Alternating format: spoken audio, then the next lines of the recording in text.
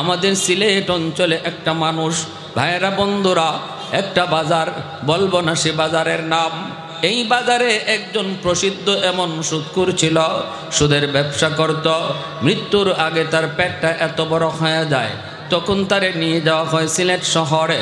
তখনকার সময় সিলেটের প্রসিদ্ধ ডাক্তার ছিলেন ডাক্তার খালিক, ডাক্তার আব্দুল খালিক তার নাম, নিরাময় পলিক্লিনিকের মালিক। তার কাছে নিয়ে যাওয়া হলো। ডাক্তার সাহেব তারে বিষ্ণের ভিতরে ঢুকায় চেক করেন। চেক কইরা ডাক্তার দৌড় দিয়া কয়, কারা কারা তোমরা এসেছো গো, তাড়াতাড়ি করে আমার হাসপাতাল থেকে তারে নিয়ে বের হও, কারণ আমার মেশিনে তার পেটের ভিতরে এমন এক সাপ ধরা পড়েছে, এমন বিষাক্ত সাপ আমি জীবনে কোথাও দেখি না। আমার নবী বলেছেন জাহান্নামে তার পেটের ভিতরে সাপ। আল্লাহ বাস্তবে দুনিয়াতে দেখায় দিলেন, মৃত্যুর আগেই তার পেটের ভিতরে এক সাপ, বিষাক্ত সাপ।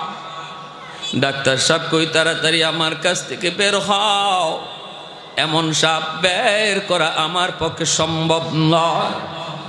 ভারতের মাদ্রাজ নিয়ে যাওয়া হলো।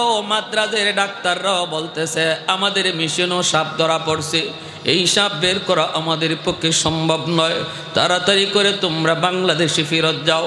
এই মানুষটা পেটের মধ্যে এই সাপ লইয়াই মরল। এই অবস্থায় তারে কবরে রাখা হলো। ওতে ভাইরে, কার জন্য তুমি কি করতেছ রে আল্লাহর গোলাম, কার জন্য তুমি কি করতেছ?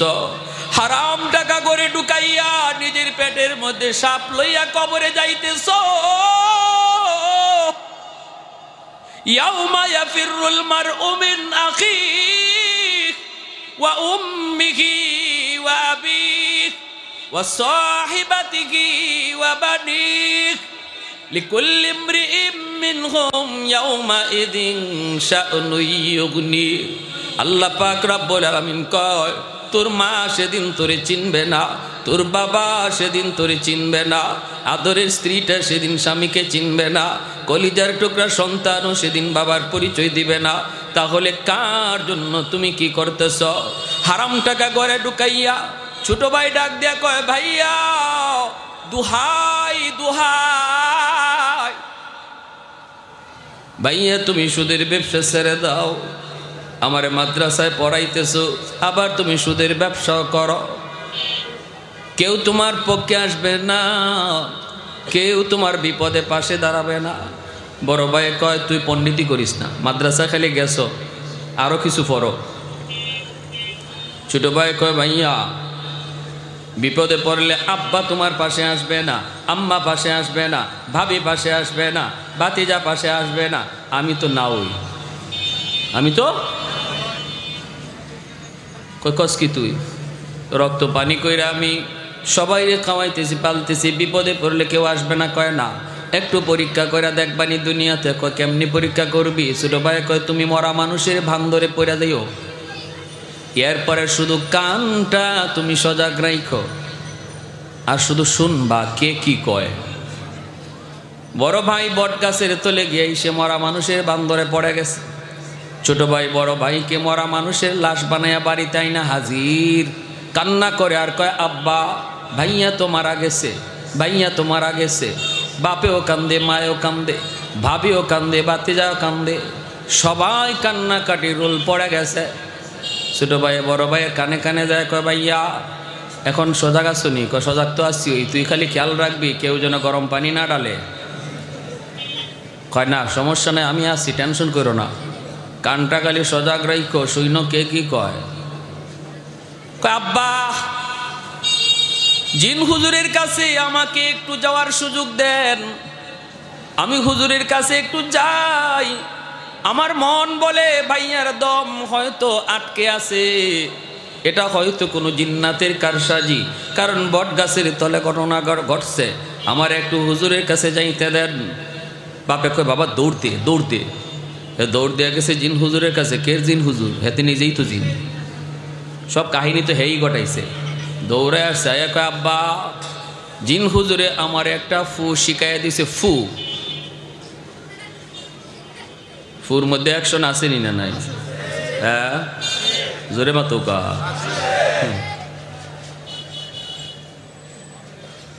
ফখরে বাঙ্গাল রহমতুল্লাহি আলাইকে এক নাস্তিকে কয়, হুজুর মানুষে আর কত ধোঁকা দিবেন? কয় কিছে? কই যে মানুষ কয় কয় হুজুর একটা ফু দেন, আর আপনি এমনি একটা ফু মাইরা দিলেন, একটা বাতাস দিলেন, এই বাতাস দিয়ে কি হইল? মানুষে আর কত এমন ধোঁকা দিবেন হুজুর? আল্লাহর ওয়ালি কয়, তুমি ফুতে কি হয় বুঝো না। কয় ফুতে কি হইব? এটা একটা বাতাস, এটা হইব কি আবার? ট্যাবলেটও না, ইঞ্জেকশনও না। তো আল্লাহর ওয়ালি কয়, বাতাসে কি হয় তুমি বুঝো না? কয় না, বুঝি না। ফখরে বাঙ্গাল রহমতুল্লাহি আলাইহি কয়, তুমি বুঝবা কেমনে? তুমি তো জারর সন্তান, তোমার বাপের ঠিক নাই। গালিটা কঠিন হয়ে গেছে না? হ্যাঁ, সাথে সাথে চেহারা লাল হয়ে গেছে, বডিতে ফুলে গেছে, হুজুরকে ধরে ফেলবে। মৌলবী আমার এত বড় কথা কইছে। মানুষজন দৌড়ায় আইসা ধরছে, কিরে কি হয়েছে? কয় হুজুরে জিগাও না কি হয়েছে। আমার কি কইছে শুনছে? হুজুর কি কইছেন? কয় না কিছু কই নাই তো, আমি বলছি শুধু জারর সন্তান, ওর বাপের ঠিক নাই। মানুষে কয় হুজুর একটু বেশি হয়ে গেছে। হুজুর কয় আমি বেশি বোঝানোর জন্য কই নাই, আমি তারে মূলত একটা জবাব দিছি। জবাব, সে বাতাসে কি হয় বুঝে না, এটা বোঝানোর জন্য একটা বাতাস ছাড়ছি। বুঝছেন কথাটা? বাতাসে কি হয় সে বুঝে না, এজন্য তারে একটা বাতাস ছাড়ছি। আমি কি তারে মারছি? এই তোমার হুজুরে মারছে? কয় না। কয় দেখেন আমি মারিও নাই, হাতও তুলি নাই, তার চেহারা লাল হয়ে গেছে, বডি ফুলে গেছে। কি করলাম? একটা বাতাস ছাড়লাম, তাও কি নাপাক বাতাস। একটা নাপাক গালির বাতাসে যদি তার চেহারা লাল বানায় দেয়, বডি ফুলাইয়া দেয়, বডিতে যদি এমন আসর করে, একটা নাপাক বাতাসে আল্লাহর কালাম পাক পাক কালাম পইরা বাতাস দিলে যে অ্যাকশন হয়, এটা বুঝাইলাম। কি বুঝলেন? পণ্ডিতি সব জায়গায় না, যার যার সাবজেক্টে পণ্ডিতি কইর, ঠিক কিনা? জোরে ক। সাবজেক্টের বাইরে আইসো না, সাবজেক্টের বাইরে আইসা লাভ নাই। আমাদের সিলেটের নুরুদ্দিন ঘরপুরি রহমতুল্লাহি আলাইহি, সিলেটি মানুষ এখানে আসেননি? একজন পাইছি, দুইজন, মাশাআল্লাহ আছে, বেশ কতজনই আছে। নুরুদ্দিন ঘরপুরি রহমতুল্লাহি আলাইহি বহুত বড় বুজুর্গ ছিলেন, আল্লাহর ওলি। ইনি শনি মঙ্গলবারে ফু দিতেন। ফু মানুষের বোতল নিয়ে। অসুবিধা হইতেছে আপনাদের? বয়ান চলবে ইনশাল্লাহ? আমার তো সব বয়ান সামনেই রয়ে গেছে, আপনাদের আগ্রহ দেখে এখন ডাইনে বামে যাওয়া শুরু করছি। নুরুদ্দিন ঘরপুরি রহমতুল্লাহি আলাইহি শনি মঙ্গলবারে ফু দিতেন। শনি মঙ্গলবারে হাজার হাজার মানুষ, গতকাল মাহফিল গেছে, গর্ভপুর মাদ্রাসার মাহফিল, হাজার হাজার মানুষ জমা হইতো। এখন এতগুলা মানুষের বোতলে হুজুরে ফু দিলেও তো একদিন লাগবে। এজন্য হুজুরে মাদ্রাসার সামনে বিশাল বড় এক পুকুর আছিল, পুকুর। এই পুকুরের মাঝে ফু দিয়ে হুজুর চলে যাইতেন, আর বলতেন পুকুরের পানি নাও। এই বিশাল বড় পুকুরের মধ্যে ফু দিয়া চলে যেতেন, আর মানুষ পুকুর থেকে বোতল ভরে পানি নিত, এই পানিতে কাজ হয়ে যেত। আল্লাহর কালামে আসর আসেনি না নাই? এক লোক লন্ডন থেকে আসছে, হুজুরের বহুত বড় ভক্ত। আয়া কয়, হুজুর আমি বড় আশা করে আসছি, হুজুর আপনার কাছ থেকে আমি এক বোতল পানি ভরা নিমু লন্ডন। তা আল্লাহর ওলি কতে নিয়ে যাও, পুকুরে ফু দিছি তো। কয় হুজুর পুকুরের এক কোনায় আপনি ফু দিছেন, আর এক কোনায় গেল কেমনে? এই ফু ওই কোনায় যায় কেমনে? হুজুর আমার ইয়াকিন হয় না, হুজুর আমার একটু আপনি খাস ভাবে একটা ফু দিয়া দেন, আমি পানি খান লন্ডন নিতাম। আচ্ছা, তো আল্লাহর ওলি কয় তোমার ইয়াকিন হয় না? কয় না হুজুর ইয়াকিন হয়, কিন্তু ইতমিনানে কলব হয় না, আত্মার প্রশান্তি হয় না। তা আল্লাহর ওলি বলেছে ঠিক আছে, তোমার প্রশান্তি হোক, কেমনে হবে? কয় আমার এই জগের মধ্যে যদি আপনি একটা ফু দেন, কাচের জগ। আল্লাহর ওলি বলেন আমি ফু দিতেছি, তুমি জগ ভালো করে ধরো। আল্লাহু আকবার, জোরে কর। উনি বলেন আমি খাস ভাবে তোমারে ফু দিতেছি, তুমি জগ ধরো। কয় হুজুর এটা কি কোন? জগ তো ধরছি। কয় ভালো করে ধরো। কাচের জগ এভাবে ধরছে, আমাদের উস্তাদগণ পাশে ছিলেন যারা দেখছেন, আল্লাহর ওলি হাতে একটা লাঠি থাকতো সব সময়, দাঁড়াইছেন লাঠিটা লইয়া, উঠতে বলেন কই জগানো, ধরছ? ধরছি হুজুর। আস্তে করে পানিতে খালি একটা ফু দিছেন, সাথে সাথে এই কাচের জগ টাস টাস করে ব্যাঙ্গে চৌচির পানি নিচে পড়ে গেছে। আল্লাহ আকবার। আল্লাহর কালামে আসর আসেনি না? না,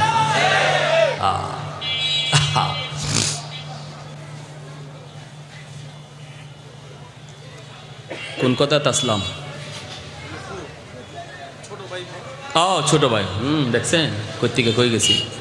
কয় হুজুর আসছে, আয়সা কয় আব্বা জিন হুজুর একটা ফু শিখাইয়া দিছে, এই ফুটা ভাইয়ারে দিলেই ভাইয়া জিতা হয়ে যাইব। বাপে কয় তাড়াতাড়ি ফু দে। আব্বা হুজুরে একটা শর্ত লাগাই দিছে। শর্ত? কয় কি শর্ত? হুজুরে বলছে এই ফুটা তোমার ভাইয়ের শরীরে দিলে ভাই জিতা হবে 100%, তবে এর আগে একজন জিতা মানুষের শরীরে ফুটা দেওয়া লাগবে। এই জিতা মানুষটা ফু খাইয়া হে জিতাও থাকতে পারে, মরতেও পারে, তবে মরার সম্ভাবনা বেশি না, কম, জিতার সম্ভাবনাটাই বেশি। এখন ছোট ভাই বাপরে কয় আব্বা এত কষ্ট করে আমার ভাইয়ে সংসার পালার জন্য যখন যা লাগে তাই ব্যবস্থা করে, এই ভাইটাকে বাঁচানোর জন্য আব্বা তোমার গায়ে ফুটা দিমুনি। আর বড় ভাইরে কয়ে গেছে খালি কান খাড়া রাখো, কে কি কয় শুনবা। বাপে এই ফুটা খাইলে মরে যাব, এটা কি 100%? না, সম্ভাবনা আছে, তবে এটা মরার সম্ভাবনা খুব কম, জীবিতই থাকবে। এরপরও বাপে কয় রাখ, আমার গায়ে ফু দিস না, ওর বউরে ডাক। শুরু হয়েছে এখন ফালানি, ওর বউরে ডাক। আস্তে করে কানায় কাছে ভাইয়া শুনছুনি আব্বা কিতা কইছে? শুনছি। ভাবি, ও ভাবি কান্দ না, কান্দ না গো ভাবি, ভাইয়া জিতা হইব। একটা ফুল লইয়া আইছি জিন হুজুরের কাছ থেকে, ফুটা দিলেই ভাইয়া জিতা হয়ে যাইব। কিন্তু ভাবি গো ফুটা তো একজন জিতা মানুষের শরীরে আগে দেওয়া লাগবে। আব্বারে বলছিলাম, আব্বা রাজি হয় না। ভাবি তুমি রাজি আসনি? এত কষ্ট করে ভাইয়ে, এত মায়া করে, এত মহব্বত করে তোমাকে ঈদে ঈদে তোমারে শাড়ি কিনে দেয়, যখন যা চাইছো অলংকারের গাট্টি আর গাট্টি, যত যা কিছু চাইছো সব তোমাকে দেয়, এত মহব্বত করে ভাইয়ে। ভাবি গো তোমাকে এই ভাইটারে বাঁচানোর জন্য তোমার গায়ে ফোঁটা দিমুনি। এমনি ভাবি কয় যেখানে আসো এখানে খাড়াও, সামনে আইও না, যে মরছে হে ওই মরুক। কি জবটা দিছে? এমনি দাঁড়ে গিয়ে কয় ভাই ভাবির কথা শুনছনি? কয় শুনছি, তুই খালি খেয়াল রাখিস কোনোটা যেন গরম পানি না ডালে। কয় না আমার এই ব্যবস্থা আছে, তুমি ইড্ডর ডরাইও না। বাতিজা কান্দ না, ম্যাট্রিক পরীক্ষা দেওয়ার আগেই মোবাইল চাইছো, এত মোটা মোবাইল। আমার ভাই তোমার মোবাইল কিনে দিছে, পাস করলে পরে তুমি দাবি করছো বাইক পালসার দিবে, এটাও দিবে। কিন্তু বাতিজারে তোমার এই আব্বারে বাঁচানোর জন্য ফুটা তোমার গায়ে দিমুনি। তোমার দাদা রাজি না, তোমার দাদি রাজি না, তোমার মা রাজি না, তুমি নি রাজি আছো বাতিজা, একটু ফুটা তোমার গায়ে দিমুনি, একটু কও। এমনি বাতিজায় কয় চাচা আজকে থেকে তুমি আমার আব্বা, তাও ফু দিও না। মরা বেটায় উঠতে দিছে দৌড়, এক দৌড়ে মাদ্রাসা গিয়া কয় হুজুর মাফ চাই, জীবনে আর সুদ খাইমু, বুঝে ফেলছি আমি, আমার লাগে কে কদ্দুর করব। আমি অত বুকার মতো সবরে খাওয়াইমু, আর ফার গুতা কিল যা আছে সব একা আমি সইমু, দরকার নাই। এজন্যই যে মানুষ হারাম গড়ে ঢুকায়, এই কথা বোঝার পরেও যে সব হিসাব তার, আর যারা খাইতেছে ফাও ফাও খাইতেছে কারো হিসাব দেওয়া লাগবে না, 10 জনের হিসাব সে একা দিব, এই কথা জানার পরও যে মানুষ হারাম টাকা দিয়ে ঘর বানাইতেছে, হারাম টাকা দিয়ে ঘরের মানুষকে খাওয়াইতেছে, এর মতো দুনিয়াতে বুকা আর কেউ নাই। আওয়াজ দিয়া বলেন ঠিক কি না? এজন্য আমার ভাইরা মনোযোগ দিয়ে শুনো, আল্লাহর গোলাম বাইরের জন্য খেয়াল রাখবা, কোনোদিন হারাম টাকা দিয়ে নিজে ইচ্ছে করে বোঝা মাথায় নিব। ব্যবসা করে যেই মানুষটা ব্যবসা করলো, যেই যুবক ভালো করে তার সুযোগ ছিল সুদের ব্যবসা করার, এরপরও সে সুদ খায় না, আল্লাহর ভয়ে 5 ওয়াক্ত নামাজ এসে মসজিদে যায়, আজান হলে পরে শাটারটা বন্ধ করে দেয়, মাপে কম দেয় না, মিথ্যা কথা বলে না, না ভেজাল মাল কোনোদিন ভালো করে বিক্রি করে না, ভেজালটারে ভেজাল কয়, ভালোটারে ভালো কয়। 100% সততার সাথে যেই ব্যবসা করে যেই যুবক, এই যুবক যখন আজান হলে মসজিদে যায়, ওই দোকানদার যখন আজান হলে মসজিদে যায়, আল্লাহর নবী রহমতের নবী বলেন তার সুযোগ ছিল মিথ্যা বলার, সুযোগ ছিল মাপে কম দেওয়ার, এরপরও যে করে না, তোমরা মনে রাখো আমি নবী বললাম, সে তোমাদের মধ্যে আল্লাহর ওলি। লা ওয়ারাকাল কাফি, লা ওয়ারাকাল কাফি। এজন্য বলতেছি যুবকদের জন্য আল্লাহর ওলি হওয়া বড় সহজ, যুবকদের জন্য আল্লাহর ওলি হওয়া সহজ। যদি সে যৌবনে আল্লাহর গোলামি করে, আল্লাহর গোলামি করে রে যুবক, যেই যুবক যৌবনে আল্লাহর গোলামি করে, এই যুবকের সেজদার দিকে তাকাইলে আল্লাহ জমিনের প্রতি মায়া লেগে যায়। আল্লাহ পাক রব্বুল আলামিন হাদিসে কুদসিতে বলে, প্রতিদিন জমিন আমি আল্লাহর কাছে আবদার করে, ইয়া রাব্বি আবতালিউ ইবনা আদম ফি কারি। ওগো মালিক, মন চায় জমিনের জালেমগুলিকে আমি গিলে ফেলি, গুনাহগারগুলিকে আমি গিলে ফেলি। যেই পরিমাণ জুলুম হয়, যেই পরিমাণ অত্যাচার হয়, যেই পরিমাণ গুনাহ হয়, আমার জমিন আমি আর বরদাস্ত করতে পারি না। আসবিরু ইলা মাতা আসবিরু, আর কতকাল আমি জমিনের উপরে এই গুনাহ দেখব, জমিনের উপরে এই অত্যাচার সইব। আল্লাহ অনুমতি দাও, আবতালিউ ইবনা আদম ফি কারি, আমি জমিন আমার উদরে সবগুলিরে গিলে ফেলি। আল্লাহ কই কেন? কইলি আন্নাহুম ইয়ারযুকু বিরিজকিকা ওয়া ইয়াসিকা ওয়া ইয়ারজুলু বিরিজলাইকা ওয়া ইয়াসিকা ওয়া ইয়াতাকাল্লামু বিলিসানিকা ওয়া ইয়াসিকা। আল্লাহ তোমার দেওয়া হাত দিয়া তোমার নাফরমানি করে, আল্লাহ তোমার দেওয়া পা দিয়া তোমার নাফরমানি করে, তোমার দেওয়া জবান দিয়া সে নাফরমানি কথা কয়। আসবিরু ইলা মাতা আসবিরু, আমি জমিন আর কতকাল বরদাস্ত করব, অনুমতি দাও। এমনিভাবে আল্লাহ পাক কয়, আলা কুল্লা ইয়াউমিন ওয়াল আরদা ইয়াস্তাজিলু রাব্বাহু, আলা কুল্লা ইয়াউমিন ওয়াল মালাইকাতু ইয়াস্তাজিলু রাব্বাহু, আলা কুল্লা ইয়াউমিন ওয়াল বাহরা ইয়াস্তাজিলু রাব্বাহু। এমনিভাবে ফেরেশতারা পর্যন্ত আবদার করে, মালিক জমিনের দিকে তাকাইলে বড় কষ্ট লাগে, অন্যায় হয়, অত্যাচার হয়, জুলুম হয়, গুনাহ হয়। আল্লাহ আমরা ফেরেশতারা আর কত সইব, আর কত দেখব। এমনিভাবে আলা কুল্লা ইয়াউমিন ওয়াল বাহরা ইয়াস্তাজিলু রাব্বাহু, আল্লাহ বলেন সাগর মহাসাগরগুলিও প্রতিদিন আল্লাহর কাছে এই আবদার করে। সাগর ডাক দেখো, মালিক আমি সাগর, তুমি আল্লাহর কত বড় কুদরত, কিন্তু এই কুদরত দেখার জন্য কিছু নাফরমান সাগরের পারে আইসা কত নাফরমানি করে। আমি সাগর আর কত দেখব, আমি সাগর আর কত সইব। আল্লাহ অনুমতি দাও, জমিনটে পাক বানায় দে, পানি দে ডুবায়া সব নাপাককে ধুয়ে দেই। রব্বুল আলামিন কয়, এরে জমিন বরদাস্ত কর, চুপ হ। এ ফেরেশতারা তোরা চুপ থাক, এ সাগর মহাসাগর চুপ রহ। এই জমিনে এখনো 4 শ্রেণী, এখনো 4 দল আছে। এই 4 শ্রেণীর কারণে আমি আল্লাহ জমিন টিকায় রাখছি।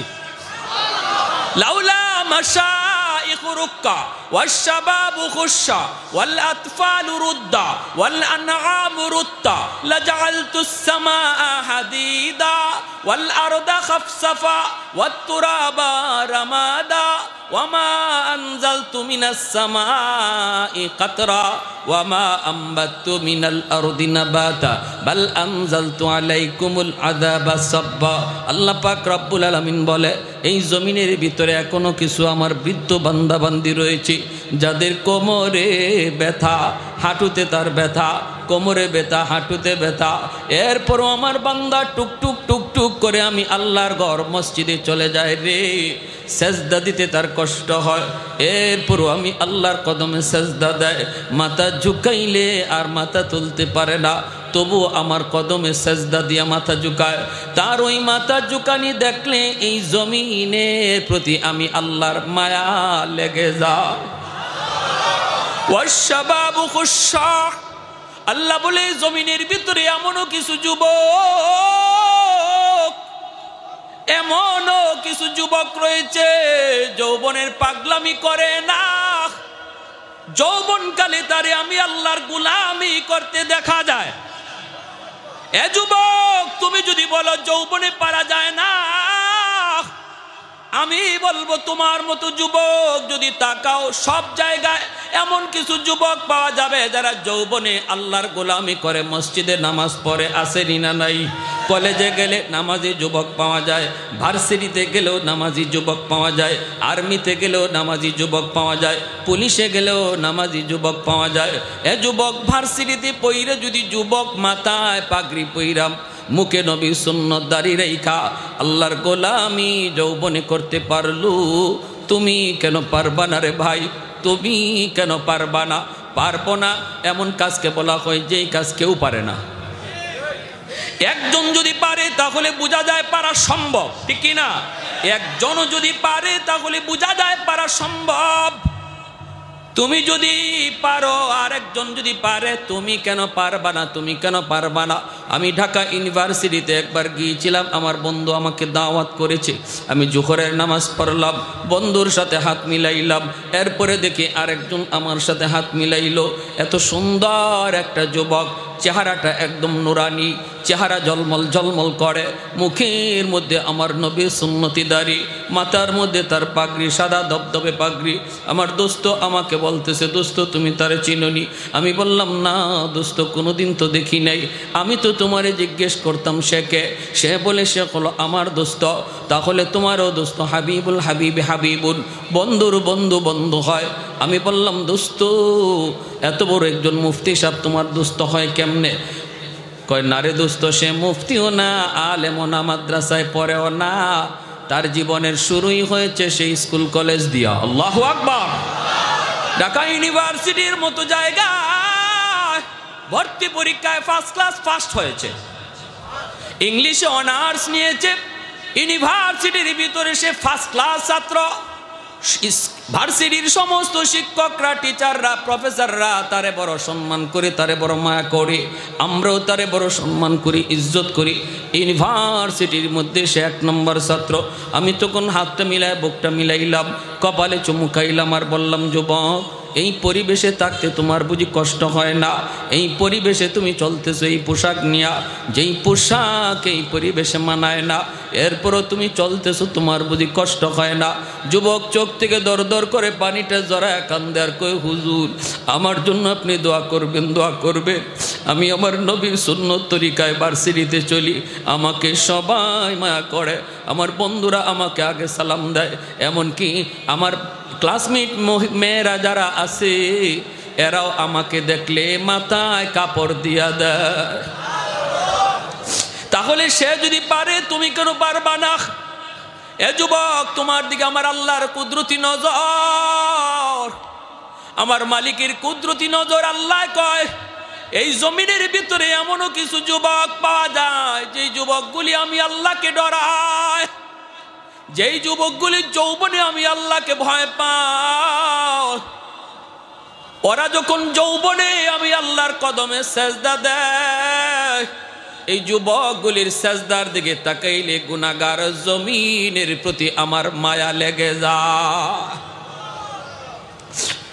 ওয়াল আনআমু রুত্তা, আল্লাহ পাক বলে আরেকটা শ্রেণী হলো জমিনের ভিতরে পশু পাখি আছে, এদের কোনো গুনাহ নাই, অন্যায় নাই, অপরাধ নাই। আসমানি গজব, জমিনি গজব যদি জমিনে নামে, পশু পাখিগুলি এই আযাব গজবের শিকার হয়ে যায়, অথচ এদের উপরে কোনো শরীয়ত নাই, শরীয়তের কোনো বিধিবিধান নাই। এদের দিকে তাকাইল জমিনের প্রতি মায়া লেগে যায়। আল্লাহ পাক বলে 4 নম্বর দল হলো ওয়াল আতফালুর রুদ্দা, জমিনের ভিতরে কিছু শিশু বাচ্চা আছে, প্রতিটা বাপ মার কিছু শিশু বাচ্চা আছে, এই শিশু বাচ্চাগুলির উপরে শরীয়তের বিধান নাই। আমি আল্লাহর পক্ষ থেকে শিশু বাচ্চাগুলির উপরে হালাল হারামের বিধান নাই, জায়েজ না জায়েজের কোনো বিধান নাই। আসমানি গজব জমিনি গজব যদি জমিনে নামে, বাপ মার গুনার কারণে জমিনের মধ্যে যদি আসমানি গজব জমিনি গজব নেমে আসে, আল্লাহ পাক বলে শিশু বাচ্চাগুলি গজবের শিকার হয়ে যায়, অথচ এই বাচ্চাগুলির কোনো অন্যায় নাই, কোনো অপরাধ নাই, এরাও এই গজবের মধ্যে আযাবের মধ্যে পড়ে যায়। এরা কান্নাকাটি করে, এদের কান্নাকাটির দিকে তাকাইলেও জমিনের প্রতি আমি আল্লাহর মায়া লেগে যায়। তাহলে শিশু বাচ্চাদেরকে মারধর করবেন না, ওদেরকে বকাবকি করবেন না, কারণ ওরা মাসুম, ওরা নিষ্পাপ। এদের কারণে আল্লাহ তোমাকে আমাকে খাওয়াইতেছে। যেই ঘরে শিশু বাচ্চা আছে মনে রাখবা যুবক, এই শিশু বাচ্চাগুলির খাতিরে আল্লাহ তোমার আমার রিজিকের ব্যবস্থা করে। সুবহানাল্লাহ। লা জিদ্দা ওয়ালা নিদ্দা ওয়ালা হাদ্দা লিমাওলা, লা জিদ্দা ওয়ালা নিদ্দা ওয়ালা হাদ্দা লিমাওলা, আল আনা কামা কানা ওয়ালাম ইয়ালকা যাওয়ালা, আল আনা কামা কানা ওয়ালাম ইয়ালকা যাওয়ালা, লা মিসলা ওয়ালা সাওয়ারা মিসলা ওয়া নাযীরা, মান ক্বালা সিওয়া যালিকা ক্বাদ ক্বালা মুহালা, মান ক্বালা সিওয়া যালিকা ক্বাদ ক্বালা মুহালা, লা ওয়ালদা ওয়ালা ওয়ালিদা লা আম্মা ওয়া খালা, লা শিবহা ওয়ালা মিসলা ওয়ালা কুফুয়া লিমাওলা। আল্লাহু আকবার। জোরে বলি, আর একটু জোরে বলি আল্লাহু আকবার।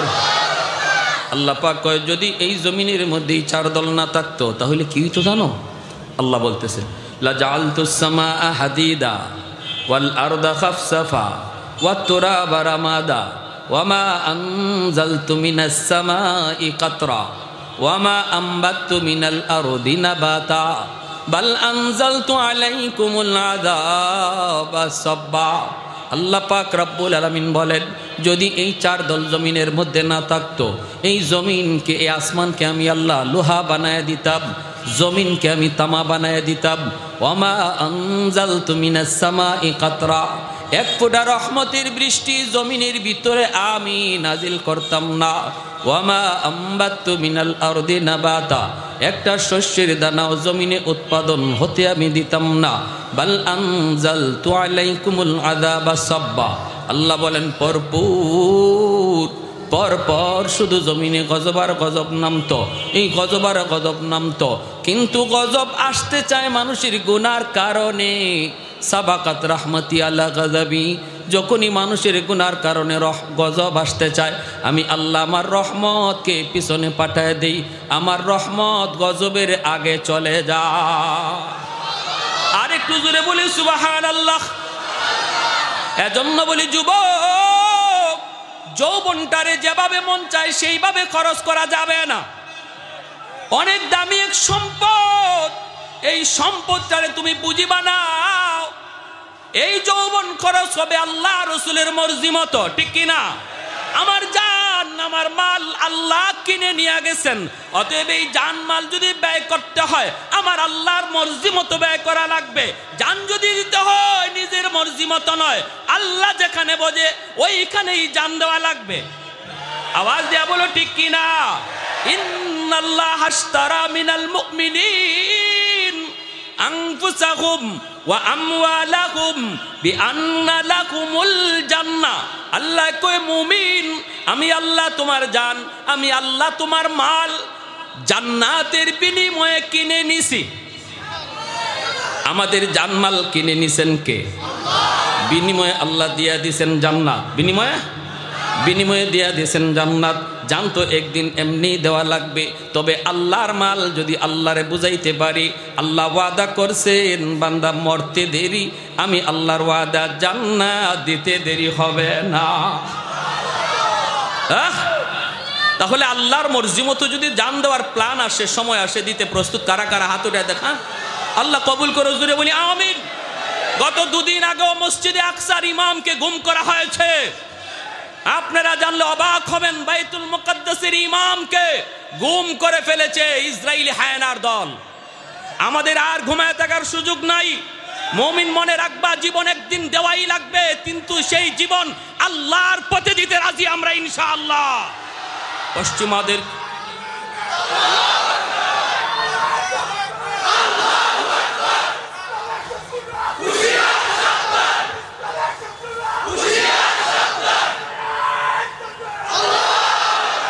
পশ্চিমাদের চোখ পড়েছে কাবাগরের প্রান্তরে, ব্রিটিশ দালাল দল বেঁধেছে ধ্বংস করতে চায় কারে। পশ্চিমাদের চোখ পড়েছে কাবাগরের প্রান্তরে, ব্রিটিশ দালাল দল বেঁধেছে ধ্বংস করতে চায় কারে। আল্লাহ পাকের ঘর তোর সাহস থাকলে ধর, আল্লাহ পাকের ঘর তোর সাহস থাকলে ধর, দো জাহানের মালিক যিনি পবিত্র কাবা। ওই আরবের দিন বাঁচাতে সত্য ন্যায়ের মুক্তি চাই, মুহাম্মদের বাহিনী আজ আসলে তোদের রক্ষা নাই। ওই আরবের দিন বাঁচাতে সত্য ন্যায়ের মুক্তি চাই, মুহাম্মদের বাহিনী আজ আসলে তোদের রক্ষা নাই। মুহাম্মদুর রাসূলুল্লাহর বাহিনী আসেনি, হাত উঠে বলো আসেনি। একটু দাঁড়াও, জেগে ওঠো ওহে মুসলমান, আর কতদিন দিন ইসলামের সইবে অপমান। একটু দাঁড়াও, জেগে ওঠো ওহে মুসলমান, আর কতদিন দিন ইসলামের সইবে অপমান। রক্ত দিয়ে পবিত্র ওই মক্কা মদিনা, সেই জমিনে সিনেমা হল চলতে পারে না। রক্ত দিয়ে পবিত্র ওই মক্কা মদিনা, সেই জমিনে ইহুদিরা চলতে পারে না। নূর মক্কার ইসলাম তার তাকলো কি আর দাম, বন্দিশালায় তাকে যদি কাবার ইমাম। ওই আরবের দিন বাঁচাতে সত্য ন্যায়ের মুক্তি চাই, মুহাম্মদের বাহিনী আজ আসলে তোদের রক্ষা নাই। ওই আরবের দিন বাঁচাতে সত্য ন্যায়ের মুক্তি চাই, মুহাম্মদের বাহিনী আজ আসলে তোদের রক্ষা নাই। মুহাম্মদুর রাসূলুল্লাহর বাহিনী আসেনি, হাত উঠে বলো আসেনি। পশ্চিমাদের চোখ পড়েছে কাবাগরের প্রান্তরে, ব্রিটিশ দালাল দল বেঁধেছে ধ্বংস করতে চায় কারে। পশ্চিমাদের চোখ পড়েছে কাবাগরের প্রান্তরে, ব্রিটিশ দালাল দল বেঁধেছে ধ্বংস করতে চায় কারে। আল্লাহ পাকের ঘর তোর সাহস থাকলে ধর, আল্লাহ পাকের ঘর তোর সাহস থাকলে ধর, দো জাহানের মালিক যিনি পবিত্র কাবা। ওই আরবের দিন বাঁচাতে সত্য ন্যায়ের মুক্তি চাই, মুহাম্মদের বাহিনী আজ আসলে তোদের রক্ষা নাই। জোরে বলি আল্লাহু আকবার, আল্লাহু আকবার। ভয় পেয়েছেন? আসেনি ভাইরা আমার, আল্লাহর নবী রহমতের নবী, মুতার যুদ্ধে মায়ার নবী তিনি ঘোষণা করেছেন। আল্লাহর নবী বলেন দুশমন 2 লক্ষ, মুজাহিদ বাহিনী মাত্র 3000। আল্লাহু আকবার জোরে কোন। দুশমন হলো 2 লক্ষ, মুজাহিদ বাহিনী মাত্র কয় হাজার? আরো জোরে কয় হাজার? মায়ার নবী দয়ার নবী বলেন সাহাবীরা শোনো, আজকের যুদ্ধ হবে ইসলামের ইতিহাসের ঐতিহাসিক যুদ্ধ। এই যুদ্ধে আমি নবী 3 জন সেনাপতি নিযুক্ত করলাম। নবী বলেন 1 নম্বর সেনাপতি হবে আমার পালক পুত্র যায়েদ ইবনে হারেসা। আল্লাহর নবী বলেন আমার যায়েদ যদি শহীদ হয়ে যায়, সেনাপতি হবে জাফর ইবনে আবি তালিব। নবী বলেন জাফর যদি শহীদ হয়ে যায়, সেনাপতি হবে আব্দুল্লাহ ইবনে রাওয়াহা। আব্দুল্লাহ যদি শহীদ হয়ে যায়, যায় সেনাপতি হবে চতুর্থ একজন। চতুর্থ নম্বর সেনাপতির নাম নবী ঘোষণা করেন নাই, 3 জন সেনাপতির নাম নবী ঘোষণা করেছেন। 1 নম্বরে নবী বলেছেন যায়েদ ইবনে হারেসা, আমার নবীর পালক পুত্র, নবীর একমাত্র পালক পুত্র যায়েদ ইবনে হারেসা। নবী বলেন যায়েদ যদি শহীদ হয়ে যায় সেনাপতি হবে জাফর। এতেই বোঝা গেল মদিনার মসজিদের পাশেই একটা কান্নার রুল পড়ে গেল। সমস্ত সাহাবায়ে কেরাম বুঝে ফেললেন এই যুদ্ধে নবীর সন্তান যায়েদ তিনি শহীদ হয়ে যাবেন, কারণ নবী যায়েদের নামের সাথে শহীদ শব্দ লাগায়া দিছে। দ্বিতীয় সেনাপতি জাফর ইবনে আবি তালিব। নবী বলেন আমার জাফর যদি শহীদ হয়ে যায় সেনাপতি হবে আব্দুল্লাহ ইবনে রাওয়াহা। সাহাবায়ে কেরাম বুঝে গেছেন জাফর শহীদ হয়ে যাবেন, এমনকি জাফর নিজেও বুঝে গেছেন তিনি শহীদ হবেন, যায়েদ নিজেও বুঝছেন তিনি শহীদ হবেন। 3 নম্বর সেনাপতি নবী বলেন আব্দুল্লাহ ইবনে রাওয়াহা। আব্দুল্লাহ যদি শহীদ হয়ে যায় সেনাপতি হবে চতুর্থ একজন, তাহলে আব্দুল্লাহ শহীদ হয়ে যাবেন। আব্দুল্লাহর নামের সাথেও শহীদ শব্দ লাগানো হয়েছে। 3 জন সাহাবী তারা নিশ্চিতভাবে বুঝে গেলেন এই যুদ্ধই তাদের জীবনের শেষ যুদ্ধ, এই যুদ্ধ থেকে তারা ফিরবেন না, এই যুদ্ধ তাদের জীবনের শেষ যুদ্ধ। এরপরও বিন্দু পরিমাণ পিছু হটতে রাজি না। এই কথা নবীকে বলেন না, নবীকে আমার একটু সমস্যা আছে, ওগো নবী আমি অসুস্থ, আমার ঘরে কিছুটা কাম আছে, একজনও এই কথা বলেন নাই। মায়ের নবী বলেছেন যুদ্ধে যাওয়া লাগবে, নিশ্চিত শহীদ জানার পরও তারা রাজি হয়ে গেল।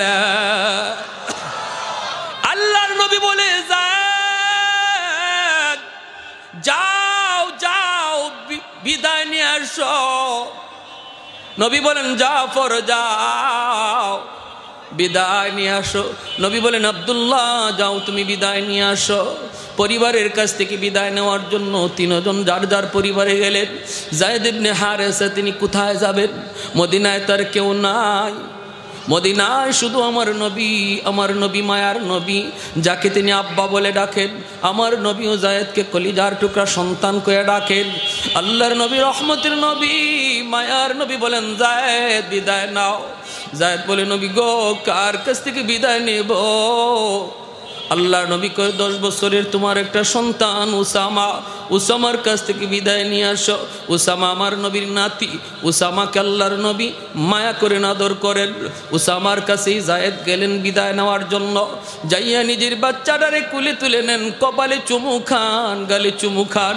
আর যায়েদ কান্দে আর কয় বাবা আব্বু জিহাদে যাইতেছি, হয়তো এই জিহাদের ময়দান থেকে আব্বু আর জীবিত ফিরব না। এই চুমাটাই এই আদরটাই আমার জীবনের শেষ আদর। কোনোদিন যদি বাবার কথা ইয়াদ হয়, শাম সিরিয়ার রাস্তার কোনো এক কিনারায় বাবার কবর খুঁজে নিও। আল্লাহ নবীর কাছ থেকে যায়েদ বিদায় নেন। প্রথম সেনাপতি নবী বানাইছেন সন্তানকে। ভাইয়েরা নেতার নেতৃত্বের গুণ শিখে যাও। নেতা কাকে বলে? নেতা তো পৃথিবীর, তুমি যদি সফল নেতা হতে চাও, পৃথিবীর শ্রেষ্ঠ সফল নেতা ছিলেন আমার নবী। নবীর কাছ থেকে আদর্শ শিখো। জিহাদের ময়দানে নবী নিজের সন্তানকে প্রথম সেনাপতি বানায় পাঠাইছেন। এই যুদ্ধে, যেই যুদ্ধে সন্তান আর ফিরে আসবে না, এটা নবী আল্লাহর কাছ থেকে জানছেন। জানার পরে প্রথম সেনাপতি বানাইছেন নিজের সন্তানকে। আর আমরা নেতাগিরি করি, আরেকজনের পুলারে রাস্তায় নামাইয়া নিজের পুলারে আমেরিকা পড়াই, ঠিক কিনা? নিজের পুলা লন্ডন কানাডায় পড়ে, আর গরিবের পুলার হাতে অস্ত্র দিয়ে রাস্তায় পাঠাই। এই হলো নেতা। আর আমার নবীর নেতৃত্ব বুঝেন। নবী জানেন আল্লাহর কাছ থেকে এই যুদ্ধে কেউ ফিরবে না সেনাপতি। সেই জায়গায় নবী তার সন্তানকে সর্বপ্রথম সেনাপতি বানাইছে। আদর্শ শিখে যাও। আল্লাহর নবী বলেন যায়েদ তুমি বিদায় নিয়ে আসো। জাফর ইবনে আবি তালিব তিনিও বিদায় নিতে চলে গেলেন বাড়িতে। নিজের বাড়িতে বিদায় নিতে গেলেন, যায় দেখেন বিবি কোরআন তেলাওয়াত করে। ছোট্ট দুইটা বালক যাদের 4 বছরের একটা ছেলে, 6 বছরের একটা ছেলে, এই দুটা ছেলে মায়ের পাশে বসে বসে কোরআন তেলাওয়াত শুনতেছে। মা যদি কোরআন তেলাওয়াত করে সন্তান হাফেজ কোরআন হয়, মা যদি বেশি বেশি কোরআন তেলাওয়াত করে সন্তান কোরআনের হাফেজ হয়, মা যদি পর্দা করে সন্তান পর্দা শিখে, মা যদি নামাজ পড়ে সন্তান নামাজি হয়, মার আমলটাই সন্তান বেশি আসর করে বেশি ফলো করে। কারণ মাকে সন্তানরা বেশি পায়, অল টাইম পায়। বাবাকে এত সময় সন্তানরা পায় না, মাকে যত টাইম সন্তান পায়। পেটে ছিল 10 মাস 10 দিন, তাও মায়ের সাথে। দুধ খাইছে, তাও মায়ের সাথে। একটু ছোট্ট, তাও মায়ের কাছে। বাবা ঘরের বাহিরে। এজন্য আল্লাহর নবী বলেন, আল মারআতু রাইয়াতুন আলা বাইতি যাওজিহা ওয়া ওয়ালাদিহি। নবী বলেন, একজন মাকে সন্তানের ব্যাপারে আল্লাহ 2 বার জিগাইব, বাবারে 1 বার জিগাইব। মায়ের জবাবদিহিতা বাবার চেয়ে বেশি। এজন্যই মায়েরা একটু খেয়াল করে শোনো, সন্তানের আসর বাবার চেয়ে মায়েরটা সন্তানের উপরে বেশি পড়ে। এজন্যই শরীয়ত কই একজন দিনদার মা, এ যুবক, সবার আগে সন্তানের মা তুমি নির্বাচন তুমি করো রে যুবক। মন চাইলেই সুন্দরের দিকে দৌড় দিও না, বংশের দিকে দৌড়ায়ও না, টাকা পয়সার দিকে দৌড়ায়ও না। ফাজবার বিজাতিদ দ্বীন, সবার আগে খুঁজো তার ভিতরে দিনদারি আছে নিনা নাই, শরীয়তের পর্দা আল্লাহর বান্দি করে নিনা না। এটা সবার আগে তুমি দেখো। কারণ বিয়েটা একটা ছেলে খেলা নয়, এই বিয়ের দ্বারা পরবর্তী জেনারেশন এর উপরে নির্ভর করে। আমি যদি একটা আদর্শ সন্তান চাই, মা ভক্ত বাবা ভক্ত সন্তান চাই, একজন দিনদার আল্লাহওয়ালা সন্তান চাই, যদিও সে ডাক্তার কিন্তু দিনদার যেন হয়, ইঞ্জিনিয়ার হইল যেন আদর্শ ইঞ্জিনিয়ার হয়। এমন একটা সন্তান যদি তুমি চাও, সবার আগে মা তোমাকে ভালো মা নির্বাচন করতে হবে। ঠিক কিনা জোরে বলেন, আরো জোরে বলেন ঠিক কিনা। জাফর ইবনে আবি তালিব তিনি গেলেন বিবির কাছ থেকে বিদায় নেওয়ার জন্য। যায় দেখেন বিবি কোরআন তেলাওয়াত করতেছেন। ছোট্ট 2টা বালক, ছোট্ট 2টা সন্তান মায়ের পাশে বসে বসে নিরিবিলি কোরআন তেলাওয়াত শুনতেছে। জাফর ইবনে আবি তালিবে গায়ে তো যুদ্ধের পোশাক পরা, হাতের মধ্যে তলোয়ার। এই অবস্থায় তিনি ঘরে যায় ঢুকলেন, ডাক দিয়ে বলেন, বিবি অল্প সময়ের জন্য একটু কোরআন তেলাওয়াত বন্ধ করো, একটু বন্ধ করো। আমার নবী দয়ার নবী আজকের যুদ্ধে আমাকে 2 নম্বর সেনাপতি নিযুক্ত করেছেন। আমি যুদ্ধের ময়দানে যাচ্ছি গো বিবি, ও বিবি বিদায় দাও, বিদায় দাও। বাচ্চা 2টারে কোলে নিয়ে আদর করে জাফর তিনি বিদায় নিতে যাবেন। ওই অবস্থায় বিবি ডাক দেয়া কই, স্বামী গ যুদ্ধে যাবেন, কোনো আপত্তি নাই। আমার নবী বলেছেন যুদ্ধে যাবেন, কিন্তু আমি নবীর জবানে শুনেছি যুদ্ধে যাবার আগে মুনাজাত আল্লাহর কাছে কবুল হয়। ওগো স্বামী, আমি একটু হাত উঠাবো, আমি মুনাজাত করব, আর আপনি শুধু আমার সাথে আমিন আমিন বলবেন। এই বইলা বিবি হাত উঠাই দিছে। জাফর ইবনে আবি তালিব কয়, ঠিক আছে তুমি মুনাজাত করো। বিবি 1 নম্বর দোয়াটাই করছে, আল্লাহ ছোট 2টা বালক, ছোট 2টা বাচ্চা অবুঝ নিষ্পাপ, এরাও বাপ মার সাথে হাত উঠায় দিছে। ভাইরা মনে রাখো, মহিলাদের দোয়া কিন্তু আল্লাহর কাছে পুরুষের আগে কবুল হয়। মাঝে মাঝে ঘরে বিবিকে নিয়ে হাত উঠাইও, বিবিকে বইল তুমি মুনাজাত করো, আমি তোমার সাথে আমিন বলবো, অথবা নিজে মুনাজাত করো, বিবিরে বলো বিবি গো তুমি আমিন বলো।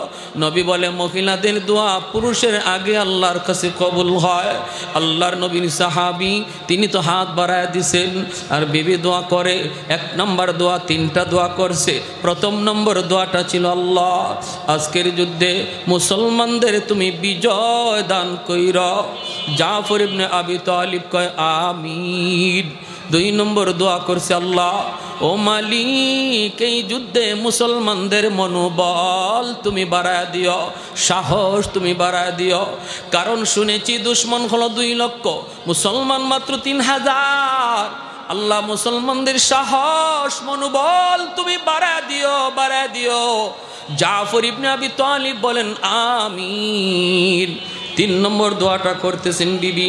3 নম্বর দোয়াটা করার আগেই বিবি কান্না শুরু করছে, কথা বলতে পারে না, কান্দে আর কয়, আল্লাহ আমার 2টা অবুঝ 2টা শিশু বাচ্চা, এখনো বুঝে না, এখনো শিশু, এখনো বুঝে না, এখনো শিশু।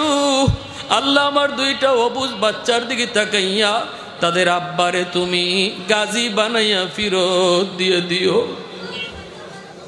যেই মাত্রই দোয়া করছে, আল্লাহ আমার স্বামীর জীবিত ফিরত দিও, আমার 2টা বাচ্চার দিকে তাকাইয়া আমার 2টা বাচ্চারে তুমি এতিম বানাও না, বানাও না। সাথে সাথে জাফর ইবনে আবি তালিব মুনাজাতের হাতটা তিনি ছাইড়া দিছেন, আমিন বলেন নাই। তলোয়ারের বাট দিয়া বিবির হাতটাকে আস্তে করে নামায় দেন, নামায় কই, বিবি গো তোমার আগের দুটা দোয়া কবুল হবে, 3 নম্বর দোয়াটা কবুল হবে না। কারণ আমার মায়ার নবী, আমি বলতে চাই নাই গো বিবি, আমাকে বলতে বাধ্য করেছ, বাধ্য করেছ। কারণ আমার নবী আমার পরে আরেকজন সেনাপতির নাম নবী ঘোষণা করেছেন, এতে করে সবাই আমরা নিশ্চিত এই যুদ্ধে আমি জীবিত ফিরব না, শহীদ হয়ে যাব। কারণ আমার নামের সাথে নবী শহীদ শব্দ লাগাইছেন, আমার পরে আরেকজন সেনাপতির নাম নবী ঘোষণা করেছেন। না গো বিবি, এই বিদায় আমার জীবনের শেষ বিদায়, জান্নাতে আল্লাহর সাথে আল্লাহর সামনে সাক্ষাৎ হবে, আমাকে বিদায় দাও, বিদায় দাও। এই বইলা বাচ্চাগুলির চুমু খাইয়া, বাচ্চাগুলির চোখের পানিটা মুইসা জাফর ইবনে আবি তালিব জিহাদের ময়দানে রওনা দিলেন। 3 জনই টাটকা যুবক, 3 জনই টাটকা যুবক ছিলেন, যৌবনের তাগরাত, যৌবনের পুরা চাহিদা ছিল তাদের। এই যৌবন কালটা আমার আল্লাহ রসুলকে খুশি করার জন্য কিভাবে নিশ্চিত মরণ জানার পরেও সামনের দিকে আগাইতেছেন। আব্দুল্লাহ ইবনে রাওয়াহা 3 নম্বর সেনাপতি। নবী বলেন, আব্দুল্লাহ যাও বিদায় নিয়ে আসো। কে সে আব্দুল্লাহ ইবনে রাওয়াহা? মাত্র ওই দিন তার বিবাহ হয়েছে, নতুন বিবির সাথে এখনো সাক্ষাৎ হয় নাই, এখনো বিবির চেহারা আব্দুল্লাহ দেখে নাই, বিবিও স্বামীর চেহারাটা দেখেন নাই। বিবাহের আসরের মধ্যেই খবর গেছে, মায়ার নবী তোমাকে মদিনার মসজিদে ডাকেন। আব্দুল্লাহ ইবনে রাওয়াহা আগদ হয়ে গেছে, বিবাহ হয়ে গেছে, আন্দর রুমে ঢুকবেন, বিবিকে দেখবেন। ওই মুহূর্তে বিবির চেহারা দেখার আগেই নবীর ডাক এসে গেছে। আব্দুল্লাহ কই, না গো, আমার বিবির চেহারা আমার কাছে বড় নয়, আমার নবীর চেহারা বড়।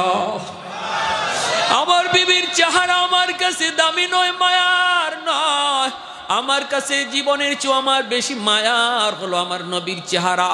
না না, আন্দরের ভিতরেও যাওয়া যাবে না। এখান থেকেই তিনি মদিনার মসজিদে চলে আসলেন। আসা মাত্রই দেখেন মায়ার নবী ঘোষণা দিতেছেন, আজকের যুদ্ধে 3 নম্বর সেনাপতি আমার আব্দুল্লাহ। আর বলতেছেন, নবী আমার আব্দুল্লাহ যদি শহীদ হয়ে যায় তার মানে নিশ্চিত শহীদ। আল্লাহু আকবার। কারণ আমার নবী নিজের থেকে কিছুই বলেন না, আল্লাহর ইশারায় বলেন, ঠিক কি না? মা ইয়ানতিকু আনিল হাওয়া ইন হুয়া ইল্লা ওয়াহয়ুন ইউহা। আল্লাহর নবী, রহমতের নবী যখন বলেছেন আমার আব্দুল্লাহ যদি শহীদ হয়ে যায়, 4র্থ সেনাপতি হবে মুসলমানের ভিতর থেকে একজন, মুসলমানের ভিতর থেকে একজন। এই কথা বলার দ্বারা আব্দুল্লাহ নিজেও বুঝে গেলেন এই যুদ্ধই তার জীবনের শেষ যুদ্ধ। মদিনার মসজিদের সাহাবায়ে কেরামের ভিতরে একটা চাপা কান্নার রুল পড়ে গেল। আব্দুল্লাহ কান্দে, সাহাবায়ে কেরাম কান্দে, কিন্তু যে 3 জনের নাম ঘোষণা করছে তারা কান্দে না, তারা বরং হাসে। আল্লাহু আকবার, জোরে কর। ভাইরা বন্ধুরা, কারণ তারা তো জানতেন আল জিহাদ মুখতাসারু তরিকিন ইলাল জান্নাহ, জিহাদ হলো জান্নাতে যাওয়ার বাইপাস রাস্তা। আল্লাহু আকবার। জিহাদ হলো জান্নাতে যাওয়ার বাইপাস রাস্তা।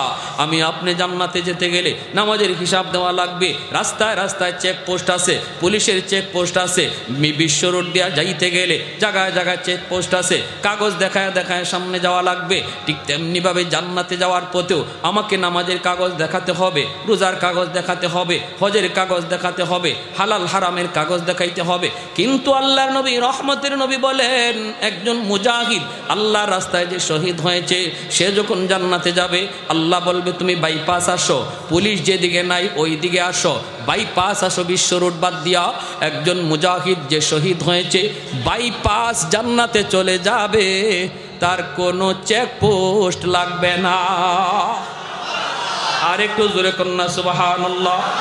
আহাদুন লাইসা কামিসলি সামাদুন লাইসা কাফাদলি লিমানিল মুলকু তুগু ইতু সাজাওয়ার খুদাই লিমানিল মুলকু তুগু ইতু সাজাওয়ার খুদাই তো খুদাবন্দ ইয়ামি নি তো খুদাবন্দ ইয়াসারি তো খুদাবন্দ জমিনি তো খুদাবন্দ সমাই তো রহিমি তো করিমি তো সমিঈ তো বসিরি তো মুইদ্দি তো মুদিল্লি তো মালিকিল আরশি বজাই বরি আজ খুরদন ও খুফতন বরি আজ তহমতে মরদন বরি আজ বিম উমিদি বরি আজ রঞ্জ বালাই। আল্লাহু আকবার। আব্দুল্লাহ ইবনে রাওয়াহা বিদায় নেওয়ার জন্য নতুন বিবির কাছে যান। ঘোড়ার পিঠে সওয়ার, যুদ্ধের পোশাক পরে তিনি রওনা দিলেন। বন্ধুদেরকেও সাথে নিয়ে গেলেন, সঙ্গী সাথীদের নিয়ে তিনি বাড়ির দরজার পাশে যা ডাক দিলেন, বিবি গো বিবি, বিদায় দাও বিদায় দাও, যুদ্ধে যাচ্ছি। মায়ার নবী আজকের যুদ্ধে আমাকে 3 নম্বর সেনাপতি ঘোষণা করেছেন। ও বিবি, আমি তোমার হক আদায় করতে পারলাম না, আমি তোমার হক আদায় করতে পারলাম না, এজন্য তুমি আমাকে কোনো দায়ী করো না। কিয়ামতের ময়দানে আল্লাহর তৈরি জান্নাতে দেখা হবে। এই বইলা বিবির কাছ থেকে তিনি বিদায় নেন। দরজা বন্ধ। আন্দর থেকে বিবি ডাক দেয়া কই, স্বামী গো, একটা বারের জন্য আপনি ঘরের ভিতরে আসুন, আমি প্রাণ ভরে শুধু আপনার চেহারাখানা এক নজর দেখব, যেন হাসরের মাঠে আমার স্বামীকে দেখলে আমি স্ত্রী যেন স্বামীকে চিনতে পারি। এক নজর শুধু চেহারাটা দেখবো গো স্বামী। জিহাদে যাইতেছো যাও, বাধা নাই, আমাকে একটা বারের জন্য চেহারাটা দেখার সুযোগ দাও, সুযোগ দাও। আব্দুল্লাহ ইবনে রাওয়াহা তখন আওয়াজ দিয়ে কই, না গো বিবি, আমি ভিতরে ঢুকবো না, আমার চেহারা তোমাকে দেখাবো না, আমিও তোমার চেহারা দেখবো না, কারণ আমি শুনেছি তুমি আরবের অনেক সুন্দরী নারী, অনেক সুন্দরী তুমি। আমি যদি তোমার চেহারা দেখি, মায়াবী চেহারা, হয়তো জিহাদের ময়দানে আমার মনে পড়ে যেতে পারে। যদি তোমার চেহারা জিহাদের ময়দানে আমার মনে পড়ে, জিহাদ করতে আমার ব্যাঘাত ঘটবে। না গো বিবি না, দেখলাম না, চিনলাম না, আল্লাহর তৈরি জান্নাতে আল্লাহ তোমার আমার পরিচয় আল্লাহ করায়া দিবে। এ আমার মা বোনেরা খেয়াল করে শোনো গো মা, একটা বারের জন্য দরজা খুইলা তিনি ঘরের বাইরে আসতে পারতেন স্বামীকে এক নজর দেখার জন্য। একজন স্ত্রী, নতুন বউ, তার মনের ভিতরে কি পরিমাণ তামান্না ছিল, স্বামীর চেহারাটা এক নজরে তিনি দেখবে, স্বামীকে শুধু পরিচয় পাওয়ার জন্য। মনের ভিতরে কত আকাঙ্ক্ষা, কত আকাঙ্ক্ষা। এরপরও মনের সমস্ত চাহাতকে তিনি দাবায় রাখলেন। কেন? কারণ বের হলে পর্দা লঙ্ঘন হবে। স্বামীর সাথে অনেক পরপুরুষ রয়েছে, বের হলেই পর্দা লঙ্ঘন হবে। আল্লাহর বিধান পর্দাকে এত গুরুত্ব দিলেন, আল্লাহর বিধান পর্দাটাকে এত মানলেন, মনের এত চাহাত থাকার পরেও তিনি বের হলেন না। বাইরে এজন্য বলতেছি, যেই সকল মহিলারা দুনিয়াতে এমন পর্দা মাইনা চলবা গো মা, কিয়ামতের ময়দানে আব্দুল্লাহ ইবনে রাওয়াহার বিবি আর খাতুনে জান্নাত ফাতেমা রাদিয়াল্লাহু তাআলা আনহার সাথে আল্লাহ দুনিয়ার পর্দানিশীন নারীদের আল্লাহ জান্নাত দান করবে। ভাইরা বন্ধুরা, এজন্য বলতেছিলাম, ইনি বিদায় নিলেন। বিদায় নিয়ে যুদ্ধের ময়দানে চলে গেলেন। যুদ্ধ শুরু হয়ে গেল। দুশ্মন কয় লাখ মনে আছে আপনাদের? কয় লাখ? দুশ্মন হলো 2 লাখ, মুসলমান মাত্র কয় হাজার? মাত্র কয় হাজার? মাত্র 3000। যুদ্ধ শুরু হয়ে গেল। বলুন তো, মুসলমান যুদ্ধ করে শক্তি, মুসলমান যুদ্ধ করে অস্ত্র বলের উপরে না আল্লাহর সাহায্যে? মুসলমান যুদ্ধ করে শক্তি বলের উপরে না আল্লাহর সাহায্যে? ওয়ালা তাকিনু ওয়ালা তাহজানু ওয়া আনতুমুল আলাউনা ইন কুনতুম মুমিনিন। আল্লাহ পাক রব্বুল আলামিন কয় ভয় নাই, টেনশন নাই, বিজয় তোমাদেরই হবে। সংখ্যায় যদি তোমরা কম হও, অস্ত্র যদি তোমাদের কম হয়, বিজয় তোমাদেরই হবে যদি তোমরা খাঁটি মুমিন হতে পারো। খাঁটি মুমিন কাকে বলে? যে সর্বদা আল্লাহর উপর ভরসা করে। কার উপর? জোরে বলেন, কার উপর? খাঁটি মুমিন কাকে বলে? খাঁটি মুমিন বলে যে আল্লাহর উপর ভরসা করে। কার উপর? ওমাইয়া তাওয়াক্কাল আলাল্লাহ ফাহুয়া হাসবুহ। তাওয়াক্কুল করব কার উপর? আল্লাহ বলে বান্দা তুমি আমার উপর যেই পরিমাণ ভরসা করবা, আমি আল্লাহ তোমার সাথে ওই রকম লেনদেন করব। ভরসা করব আমরা আল্লাহর উপর 100-100, আল্লাহ 100-100ই লেনদেন আমার সাথে করবে। আমাদের ভরসা তো আল্লাহর উপরে 100-100 নাই। কেউ 10%, কেউ 20%, কেউ 50%, অর্ধেকের উপরেই নাই। কেউ আমরা অর্ধেক আল্লাহর উপরে ভরসা করি, অর্ধেক দোকানের উপরে, অর্ধেক চাকরির উপরে, অর্ধেক মেম্বারের উপরে, অর্ধেক চেয়ারম্যানের উপরে, অর্ধেক নেতার উপরে। ঠিক না? এই ভরসা নিয়ে আমরা চলি, বিধায় আল্লাহ পাক আমাদের সাথে লেনদেনও এরকমই করে। আল্লাহ পাকের আচরণটা এমনই হয়। ডাকাতের দল বের হয়েছে, ডাকাত সর্দার তাকায় দেখে, হায় হায়, ঘটনা কি? একটা খেজুরের পাকা খেজুর গাছ থেকে একটা কাক পাকা খেজুর টুটে নিয়া একটা মরা খেজুর গাছে নিয়ে খেজুরটা রাখি আবার চলে আসে। আইসা আরেকটা খেজুর মুখে নেয়, নিয়ে আবার মরা খেজুরটার কাছে যায়, যাইয়া সে আবার এখানে নিয়ে আনলে রাখে। ডাকাত সর্দার কয় ঘটনা কি? এখানে তো বোঝা দরকার আছে আমার।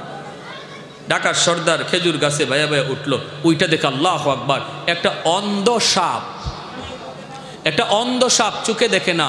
এই সাপটা এখানের মধ্যে বসা, এই সাপ অন্ধ তো, বের হইয়া রিজিক কেমনে তালাশ করবে? চোখে তো দেখে না। এজন্য আল্লাহ একটা কাককে নিযুক্ত করেছেন। এই কাক পাকা খেজুর আইনা আইনা সাপের মুখে দিতেছে। সুবহানাল্লাহ। আল্লাহর নাম রাজ্জাক, ঠিক কিনা? আমাদের কেমন বিশ্বাস?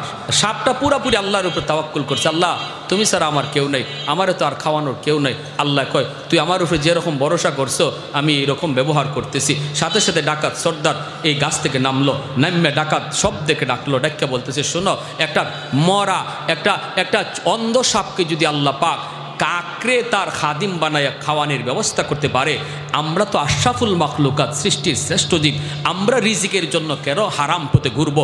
আমরা আমাদের রিজিকের জন্য কেন হারাম পথে হাঁটবো? আজকে থেকে তওবা করলাম, আর ডাকাতি করব না। ওই যুগের তারা সমস্ত ডাকাত, ওই যুগের সবাই আল্লাহর ওলি হয়ে গেছে, আল্লাহর ওলি হয়ে গেছে। আর আজকে আমাদের বিশ্বাস, হায় রে আমি এই চিটারিটা না করলে চলবে না আমার সংসার, এই বাটপারিটা না করলে আমার সংসার চলবে না। আল্লাহ কইতে তোরে বাটপারি করাইই তোরে কবর পর্যন্ত নেওয়াইমু, ঠিক না? আমরা এরকম মনে করতেছি এই ব্যবসার মধ্যে মিথ্যা কথা না বললে আমার লাভ হবে না। আল্লাহ বলে তাহলে তোর জীবনে মিথ্যা কথাই তার শেষ পর্যন্ত চলবে।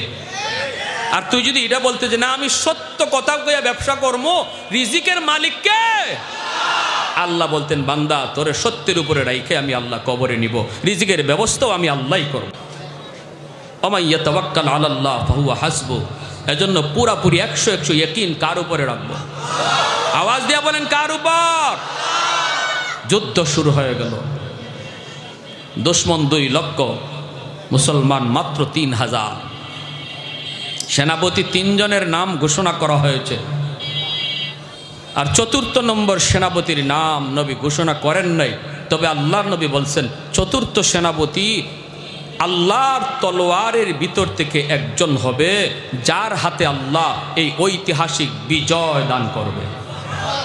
4র্থ সেনাপতির হাতে নবী বলেছেন বিজয় আসবে, মুতার যুদ্ধের, ঐতিহাসিক মুতার যুদ্ধের।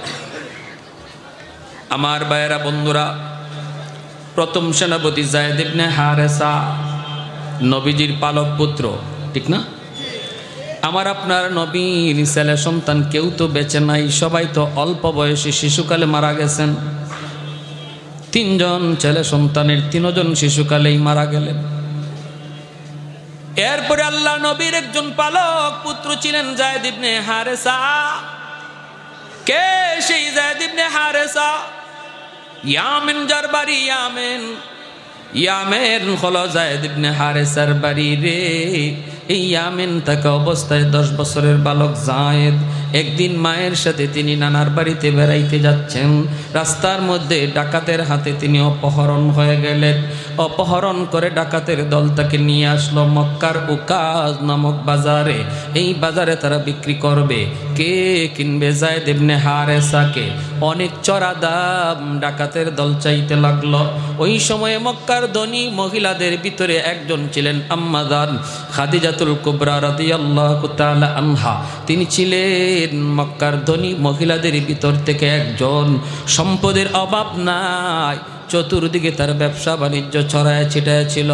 আম্মা জান খাদিজাতুল কুবরা তখনও মুসলমান হন নাই, আমার নবীর সাথে বিবাহ বন্ধনে আবদ্ধ হন নাই। খবর পেলেন মক্কার উকাজ নামক বাজারে একটা বালককে তোলা হয়েছে, গোলাম বানায় বিক্রি করবে। আম্মা জান খাদিজাতুল কুবরা রাদিয়াল্লাহু তাআলা আনহা তিনি বাজারে চলে গেলেন। যায় তিনি ডাকাতদের কাছে বলেন, টাকা কত লাগবে তোরা নি, তবুও বালকটারে আমার কাছে দিয়া দে। অনেক টাকার বিনিময়ে তিনি কিনে আনলেন। আইনা তিনি তার গোলাম বানায় পালতেছেন। এরপরে মায়ার নবীর সাথে যখন তার বিবাহ বন্ধনে আবদ্ধ হন, আল্লাহর নবীর সাথে বিবাহের পর এই যায়েদকে নবীর কাছে হাদিয়া দিয়া দিলেন। এখন যায়েদ ইবনে হারেসা আল্লাহর নবীর গোলাম। এইদিকে ইয়ামেন একমাত্র ছেলে যায়েদকে হারাইয়া মা পাগল, বাবা পাগল। রাস্তায় রাস্তায় মা ঘুরে আমার যায়েদ, আমার যায়েদ, আমার যায়েদ। যেই মার সন্তান হারানো যায় ওই মা জানে সন্তান হারানোর ব্যথা কত কষ্টের। যেই বাবার সন্তান হারানো যায় ওই বাবা জানে সন্তান হারানোর ব্যথা কত কষ্টের। মারা যাওয়া এত কষ্টের নয়, হারায় যাওয়া যত কষ্টের। প্রতিটা মুহূর্তে মুহূর্তে মার ইয়াদ হয় আমার বাচ্চাটা এখন জানি কোথায় আছে গো, কোথায় কি খাইতেছে, কার হাতে জানি আছে, আরামে আছে না কষ্টে আছে। এই চিন্তায় মা পাগল হয়ে যায়, পাগল। বাবা পাগল হয়ে যায়। ইয়ামেনের মানুষ, ইয়ামেনের মানুষও জানে যায়েদের মা পাগল। ইয়ামেন থেকে কিছু মানুষ, ইয়ামেন থেকে কুসুম গরম, ইয়ামেন থেকে কিছু মানুষ মক্কায় আসলো। আল্লাহ নবীর কাছে যায়েদকে তারা দেখলো। হারাইছিল 10 বছর বয়সে, এখন তো যায়েদের বয়স হয়ে গেল 16-17 বছর। যদিও 16 বছর, 10 বছর, 8 বছর, 9 বছর গ্যাপ হলো, তবু চেহারার সাথে কিছু মিল আসেনি না নাই? ইয়ামেনের মানুষগুলি তারা আল্লাহ নবীর কাছে যায়েদকে দেখলো। যায়েদকে দেখা তারা মানুষকে জিজ্ঞেস করলো, এই বাচ্চাটার নাম কি? বলে যায়েদ। কও কি এই বাচ্চাটা কার কি হয়? কয় মুহাম্মদের পালক, মুহাম্মদের গোলাম। ওই সময় পর্যন্ত যায়েদ ইবনে হারেসা আমার নবীর গোলাম, মুহাম্মদের গোলাম। কেমনে কি? কয় এমনে এমনে।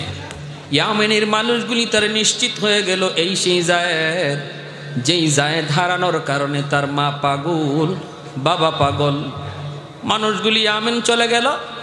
যাইয়েই যায়েদের বাবাকে ডাক দেয়া কয়, ও যায়েদের বাবা, আর কান্না করো না, তোমাদের যায়েদের সংবাদ আর পেয়ে গেছি, সন্ধান আমরা পেয়ে গেছি। কোথায়? কয় মক্কায় মুহাম্মদের কাছে। আল্লাহু আকবার। মুহাম্মদুর রাসূলুল্লাহর গোলাম। যাও তুমি মক্কায় যাও। মুহাম্মদ অনেক ভালো মনের একজন মানুষ, উদার দিলের একজন মানুষ। পয়সা লাগবে না, জোর জবরদস্তি করা লাগবে না। তার কাছে যায়া যদি বলো আমাদের সন্তান, তাহলে আমাদের মনে হয় মুহাম্মদ তোমাদের কাছে তোমাদের সন্তান ফিরাইয়া দিবে। কারণ তিনি অনেক উদার দিলের একজন মানুষ, অনেক মহান একজন মানুষ। এই কথা বলা মাত্রই যায়েদের বাবা অনেকগুলি টাকা পয়সা স্বর্ণ মুদ্রা লইয়া যায়েদের চাচাকে সাথে লইয়া, তারা 2 ভাই, যায়েদের চাচা আর যায়েদের বাবা, 2 জন মক্কায় চলে আসলেন। আল্লাহর নবীর কাছে সাক্ষাৎ করে তারা বলতেছেন, নবী গো, আমরা ইয়ামেন থেকে এসেছি, আমাদের বাড়ি হলো ইয়ামেন। কেন এসেছেন বলে শুনেছি আপনার কাছে একটা বালক আছে নাম যায়েদ। আল্লাহ নবী বলে হ, ছিল বালক, এখন তো যুবক। আল্লাহু আকবার, জোরে বলেন। আল্লাহ নবী বলে কি হয়েছে আমার যায়েদ, কি হয়েছে? যায়েদের আব্বা বলতেছে নবী গো, এই যায়েদ হলো আমার ছেলে, আমার পুত্র, একমাত্র সন্তান। 10 বছর বয়সে আমার যায়েদ ডাকাতের হাতে অপহরণ হয়েছিল। অপহরণকারীরা তারে অপহরণ করে নিয়ে গেছিল। এরপরে থেকে তার মা পাগল, আমিও আধা পাগলের মতো। আমাদের ঘুম নাই, খাওয়া নাই, মা এখনো সুস্থ না। এখনো তার মা যায়েদ যায়েদ খুঁয়ে কান্দে। ওগো নবীজি, যা লাগে আমরা তা দিব। অনেকগুলি স্বর্ণ মুদ্রা নিয়ে এসেছি, এগুলি আপনি রাখেন, লাগলে আরও দেব। তবু আমাদের সন্তানকে আমাদের কাছে ফিরায় দেন, মাকে বাঁচার সুযোগ দেন। আল্লাহর নবী, দরদি নবী, মায়ার নবী, যেই নবী জন্মের আগে বাবা হারাইলেন, শিশু বয়সে মা হারাইলেন, ওই নবী মা বাবার কথা শুনলে কতটা নরম হয়। আল্লাহ নবী নরম হয়ে গেলেন। নবী বলেন, বাবা টাকা লাগবে না, স্বর্ণ মুদ্রা লাগবে না, আমি নবী বাবা পাই না। জন্মের পর থেকে কোনোদিন বাবা ডাক আমি নবী দিতে পারি না। আব্বু ডাকের ভিতরে কত মজা আমি মোহাম্মদ জানি না। একটু বুঝ হওয়ার পরে মা হারাইলাম। যায়েদ যেহেতু আপনাদের সন্তান বলতেছেন, আমি বিন্দু পরিমাণ বাধা দিব না, আটকাবো না, রাখবো না। আমি যায়েদকে আপনাদের কাছে দিয়ে দিব, কোনো টাকা পয়সা লাগবে না। তবে আমার যায়েদকে একটু জিগাইতে হবে, যায়েদ আপনাদেরকে চিনে কি না। আল্লাহ নবী ডাক দিলেন, পাশের রুমেই ছিলেন যায়েদ। নবী ডাক দিলেন, বাবা যায়েদ। যায়েদ ইবনে হারেসা আল্লাহ নবীর ডাক শোনা মাত্রই ঘরের ভিতরে ঢুকে তিনি তাকায় দেখেন, পাশেই দাঁড়ায় আছেন, নবীর পাশেই বসা আছেন দুইজন মানুষ। একজনের চেহারার দিকে তাকায় তিনি যায়েদ চিনে ফেলেছেন, ইনি আমার 10 বছর আগে হারানো বাবা, ইনি আমার চাচা। যায়েদ চিনে ফেলেছেন, বাবাকে চিনে ফেলেছেন, চাচাকে চিনে ফেলেছেন।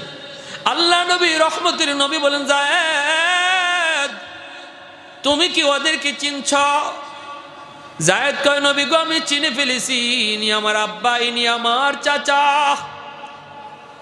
আল্লাহ নবী বলে, যায়েদ তুমি যে হারায় গেছিলা, তোমাকে ডাকাতের দল যে অপহরণ করে নিয়ে এসেছে, কোনো দিন আমি নবীর কাছে তুমি তো বলো নাই রে যায়েদ। যায়েদ বলে, নবী গো কেমন করে বলবো? কেন আমি বলবো? কারণ মায়ের আদর, বাবার আদর, সমস্ত আদর আমি আপনার কাছে পাইছি। মা হারানোর ব্যথা, বাবা হারানোর ব্যথা, মা হারানোর ব্যথা, বাবা হারানোর ব্যথা, মা বাবার অভাব তো আমি টের পাই নাই। আল্লাহ নবী রহমতের নবী কই, যায়েদ এমন কথা বলে না, বাবা বাবা তো বাবাই, মা তো মা, তোমার মা পাগল হয়ে আছে,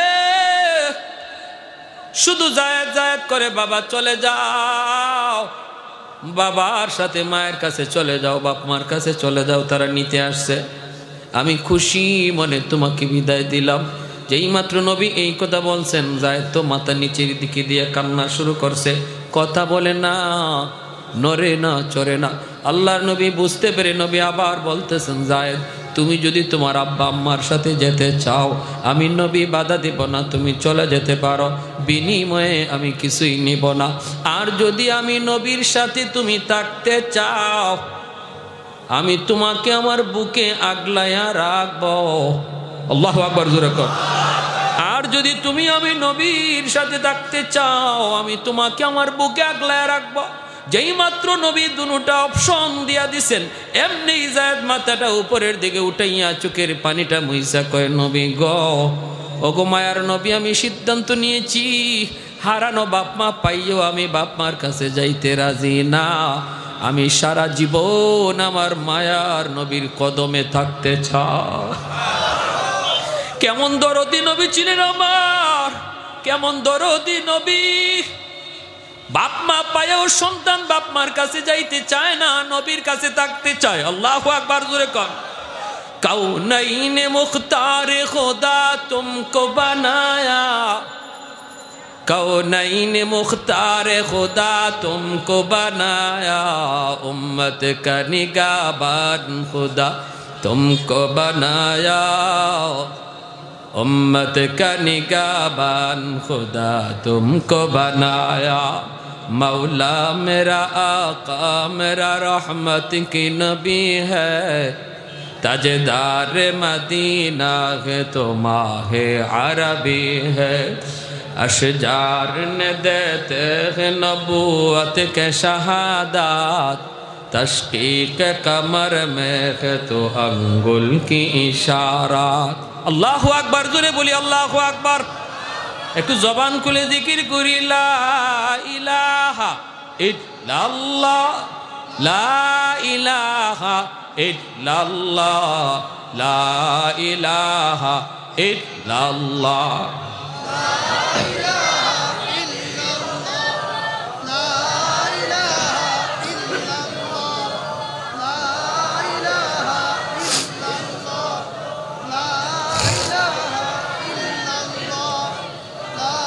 সবাই একসাথে লা ইলাহা ইল্লাল্লাহ, লা ইলাহা ইল্লাল্লাহ।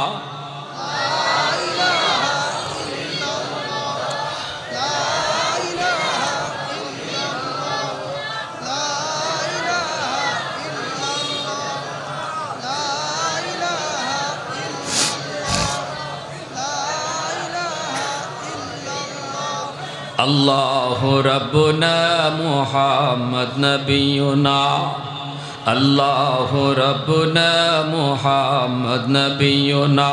नहनु नुतीउहुमा, नहनु नुतीउहुमा, नहनु कुल्लुन हिज़्बुल्लाह, ला इलाहा इल्लल्लाह वातसिम बिहब्लिल्लाह, मुजाहिद फी दीनिल्लाह, ला इलाहा इल्लल्लाह, ला इलाहा इल्लल्लाह, ला इलाहा इल्लल्लाह, ला इलाहा इल्लल्लाह। सबाई सबाई ला इलाहा इल्लल्लाह, ला इलाहा इल्लल्लाह, ला इलाहा इल्लल्लाह, ला इलाहा इल्लल्लाह।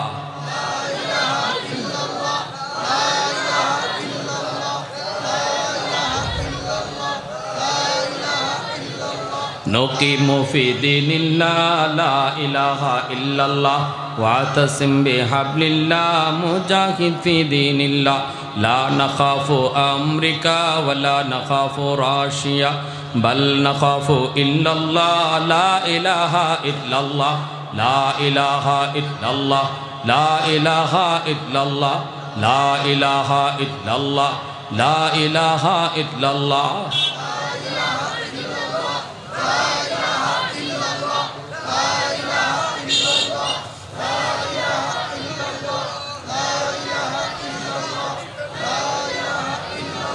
ला इलाहा इल्लल्लाहु मुहम्मदुर रसूलुल्लाह। जुरे सुरे बोली सल्लल्लाहु अलैहि वसल्लम। যেই মাত্র যায়েদ ইবনে হারেসা তিনি বললেন, ইয়া রাসূলুল্লাহ, আমি সিদ্ধান্ত নিয়েছি, আমার মনকে জিজ্ঞেস করেছি, আমার মন বলে বাকি জীবন নবীর সাথেই থাকতে চাই। দীনের নবী, মায়ের নবী, রহমতের নবী বসা ছিলেন, নবী দাঁড়ায় গেলেন। যায়েদের বাবা দৌড় দিয়া যায়েদকে বুকে জড়ায় কয়, বাবা কি সিদ্ধান্ত তুমি দিলা রে বাবা? একবারও কি মার কথা ইয়াদ হলো না, একবারও কি বাবার কথা ইয়াদ হলো না? যায়েদ বলতেছে, বাবা ও বাবা তুমি কি চাও না গো বাবা? তোমার সন্তান আরামে থাকুক, সুখে থাকুক, শান্তিতে থাকুক। সকল পৃথিবীর বাপ মা চায় সন্তান সুখে থাকুক, আরামে থাকুক।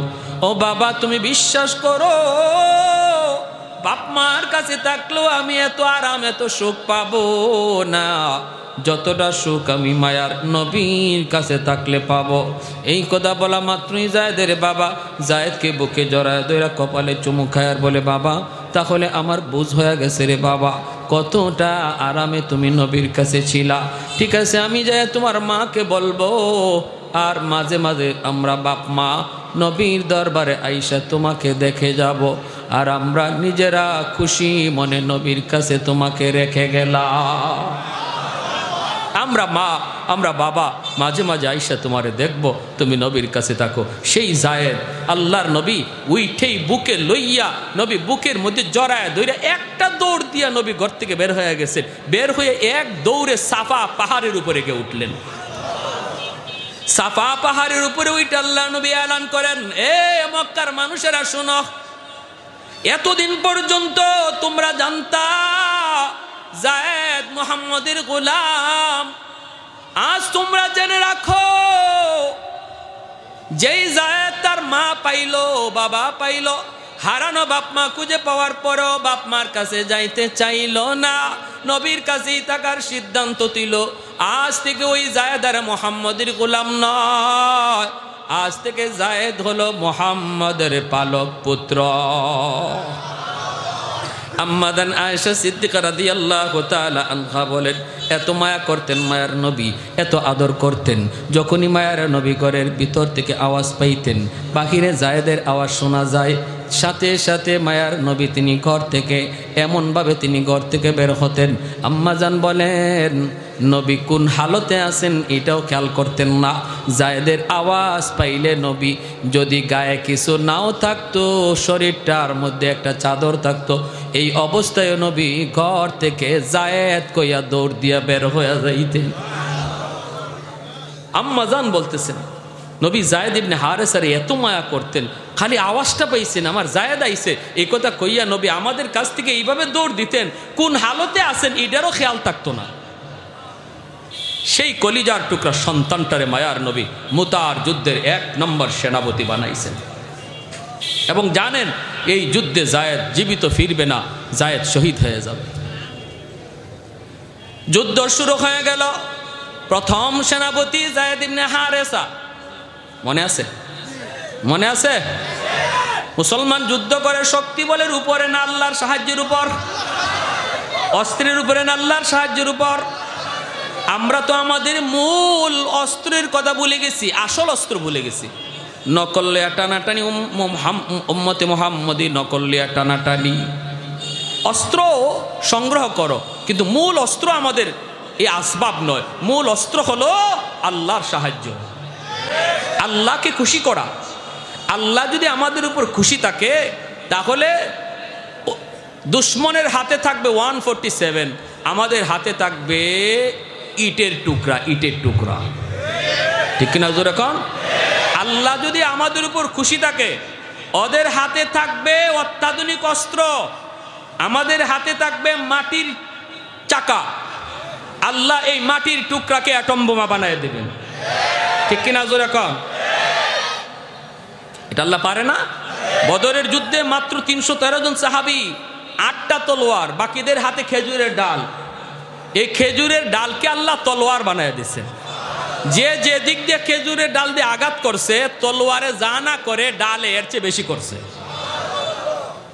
আবু জাহেলের যে 2 বাচ্চা খেজুরের ডাল দিয়ে গুতা দিছে, এই খেজুরের ডাল আবু জাহেলের বডি ছিদ্র ওইয়া মাটির ভিতরে গিয়ে ঢুকছে।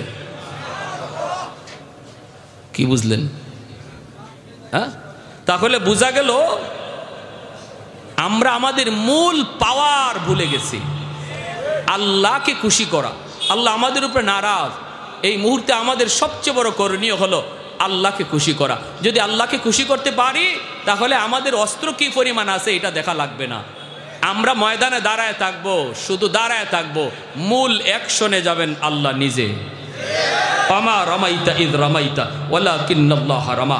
আল্লাহ তার নবীকে বলতেছেন, বন্ধু তুমি মারছো না, আমি আল্লাহ মারছি। আল্লাহ বলতেছেন আমার আপনার নবীরে, বন্ধু বদরে তুমি মারছো না তো, মারছি তো আমি আল্লাহ, তোমারে সামনে সাইনবোর্ড বানিয়ে রাখছি।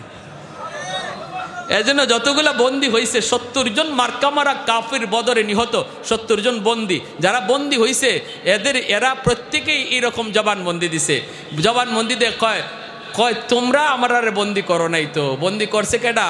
কয় ভাই কি যুদ্ধ করব, খালি রওনা দিছি, তোমাকে একজনের উপরে হামলা করব, হঠাৎ করে দিকে আসমান থেকে ঘোড়ার উপরে সোয়ার হইয়া সাদা পোশাক সাদা জুব্বা তলোয়ার লইয়া আমার ঘোড়ার সামনে খাড়াইয়া আমার গাড়ের মধ্যে ধরছে। কয় তলোয়ারটা ফালাই দে, নাইলে একবার আলাদা করে ফেলুন।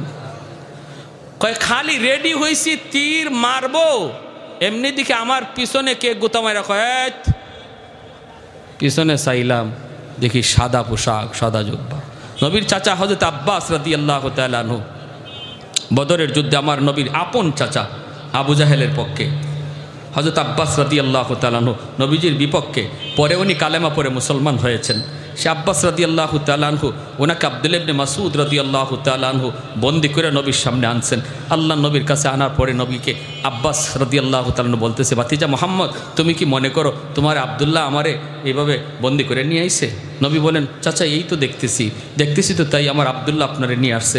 এমনি নবীর চাচা আব্বাস বলেন, ভাতিজা তোমার চাচারে ভুলে গেছে, তোমার সাহাবী এমন আব্দুল্লাহ 10 জনও তো তোমার চাচারে তোমার কাছে বন্দি করে আনার মতো না। আল্লাহ নবী বলতেছে, চাচা আমারও তো এমনটাই মনে হইতেছে, আব্দুল্লাহ আপনারে কেমনে ক্যাপচার করলো? এমনি হযরত আব্বাস রাদিয়াল্লাহু তাআলা বলে, ভাতিজা আব্দুল্লাহ না, ওই মানুষটা কই, একটু আগে যে এখানে বসা ছিল আমি তার দিকে তাকাইতেছিলাম, সে কোথায় গেল? আল্লাহ নবী বলে, চাচা ইনি তো মানুষ না, ইনি জিবরাইল আমিন। হযরত আব্বাস রাদিয়াল্লাহু তাআলা বলে, ভাতিজা ইনি আমাকে গ্রেফতার করেছেন, আমি দেখেছি কে আমাকে গ্রেফতার করেছে, ছিল তোমার সাহাবী আব্দুল্লাহ। আল্লাহু আকবার, জোরে কোন। আমরা সেই জাতি, ঠিক কিনা জোরে বলেন? আমরা সেই জাতি, আমরা সেই ইতিহাস ভুলে গেছি। সেই ইতিহাস ভুলে যাওয়ার কারণে আমাদের কপালে এত দুর্গতি। এদিকে একজনে লাথি মারে, এদিক থেকে আরেকজনে লাথি মারে, আর আমরা ফুটবল হইয়া নাচতেছি।